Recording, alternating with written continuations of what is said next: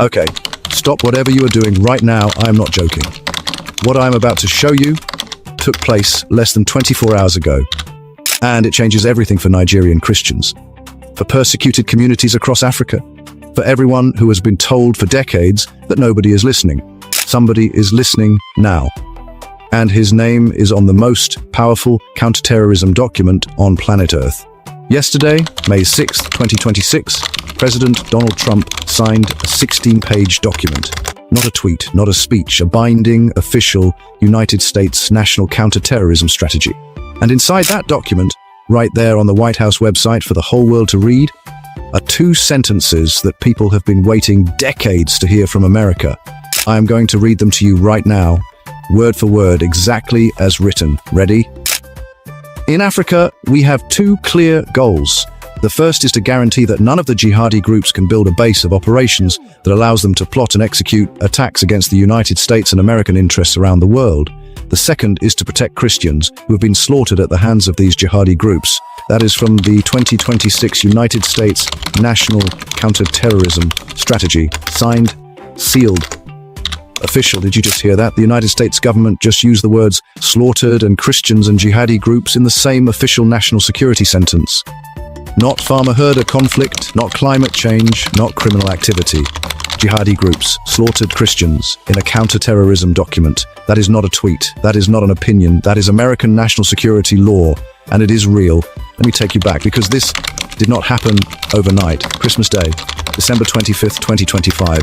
Most of the world is opening presents. Most of the world is eating dinner and watching movies. And President Trump gets on Truth Social and announces that the United States just launched airstrikes in northwestern Nigeria against an armed group that has been targeting and killing Christians. He said, and I'm quoting, "I have previously warned these terrorists that if they did not stop the slaughtering of Christians, there would be hell to pay."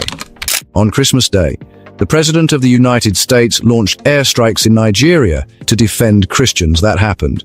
Then, on January 22, 2026, the U.S. military's Africa Command sent a deputy commander, Lieutenant General John Brennan, straight to Abuja, Nigeria's capital, to launch a formal US-Nigeria joint working group on counterterrorism, intelligence sharing, military cooperation. American resources now pointed at the groups killing Nigerian Christians.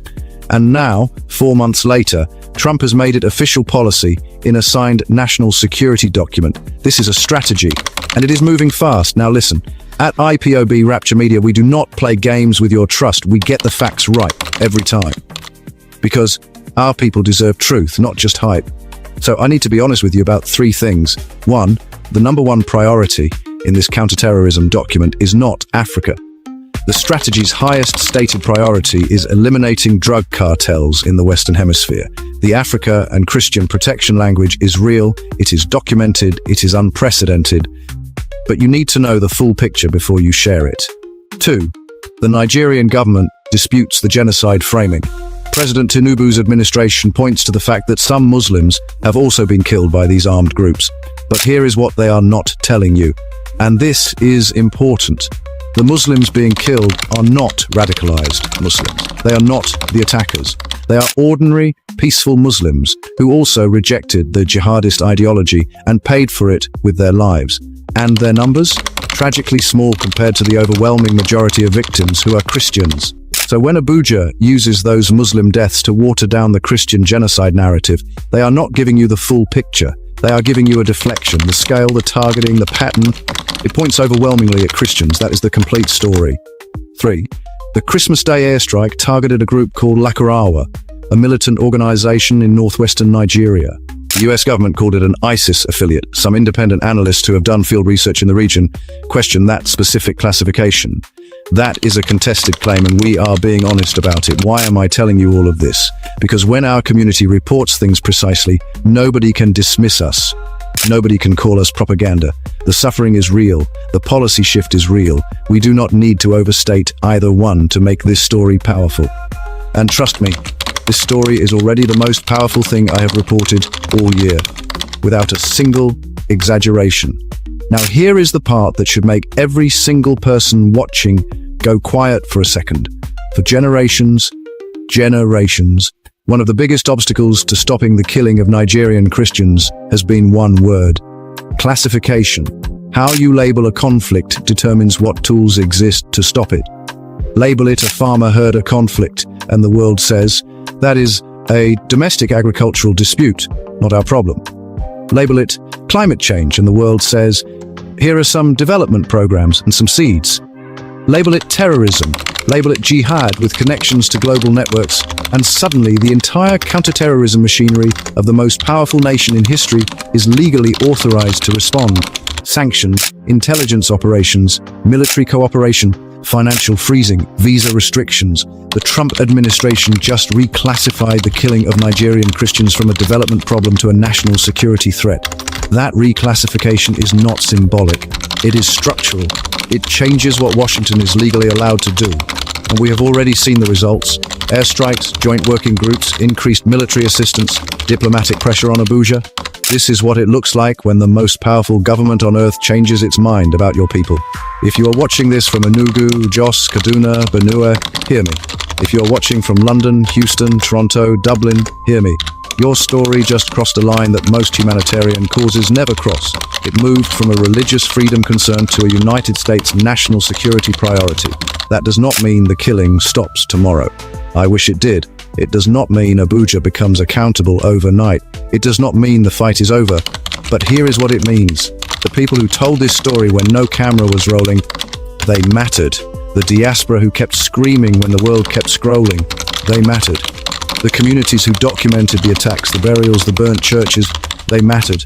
You mattered. This document exists partly because ordinary people refuse to let this story die. That is not me being nice. That is just what happened. Now I need you to do 4 things. 4. That is it. 1. Hit that subscribe button right now. Every subscriber to IPOB Rapture Media is a signal that this story has an audience, that it matters, that it is not going away. 2. Share this video immediately. Not later, not after dinner, right now. Send it to your family group chat. Post it to your stories. Someone in your circle needs to see this today. 3. Drop a comment below and tell me where you're watching from. Owerri, Ottawa, Port Harcourt, Paris, Aba, Atlanta. I want to see this community show up in the comments. Let the world see how global this movement is. 4. Turn on the notification bell. This story is moving fast. There will be updates, there will be developments, and I will be right here breaking them down for you the moment they drop. This is the moment. And moments only become movements when the people are awake and loud. So wake up, get loud. The world ignored the blood of our people for too long, but the truth always finds its way to the surface, always. And when it does, we will be here every single time, with facts, with fire, with faith, because that is what IPOB Rapture Media was built to do. This is IPOB Rapture Media, the voice that refused to be silent. And we are not just signing off, we are just getting started.